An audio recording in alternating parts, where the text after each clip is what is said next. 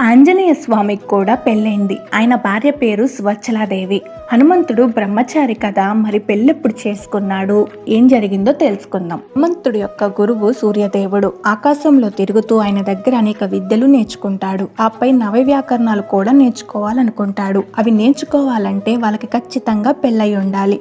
హనుమంతుడేమో జీవితాంతం బ్రహ్మచారిగా ఉండాలన్న పట్టుదలతో ఉన్నాడు. గురువైన తన శిష్యులు అన్ని విద్యలు నేర్చుకోవాలని అనుకుంటారు. సూర్యదేవుడు కూడా అదే అనుకుని తన కాంతి నుంచి ఒక కుమార్తెను సృష్టించి ఆమెకి సువచ్చల అని పేరు పెడతాడు.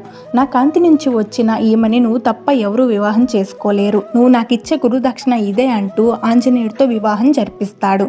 ఆ తర్వాత స్వామి అన్ని విద్యలు నేర్చుకుంటాడు. ఈ కథంతా పరాశర సంహితలో ఉంటుంది. సువచ్చలాదేవి హనుమంతుడి యొక్క ధర్మపత్ని, ఆయన శక్తికి ప్రతీక. కేవలం లోక కళ్యాణం కోసం మాత్రమే వివాహం జరిగింది. అందుకే హనుమంతుడిని ఇప్పటికి కూడా బ్రహ్మచారని అంటారు.